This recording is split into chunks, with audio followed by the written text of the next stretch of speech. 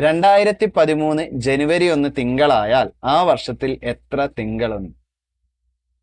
2013 ഒരു സാധാരണ വർഷമാണ്.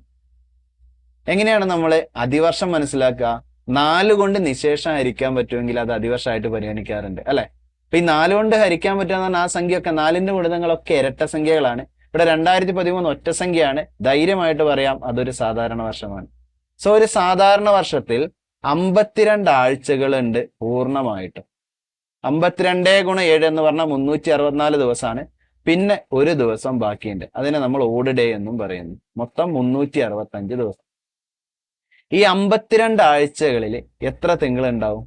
എല്ലാ ആഴ്ചകളിലും ഓരോ തിങ്കളല്ലേ? അപ്പൊ 52 ആഴ്ചകളിൽ നിന്ന് നമുക്ക് 52 തിങ്കൾ എണ്ണാൻ പറ്റും. പിന്നെ അവസാനത്തെ ഒരു ദിവസം ഡിസംബർ 31 അത് ഏത് ദിവസമാണെന്ന് മനസ്സിലാക്കിയാൽ മതി.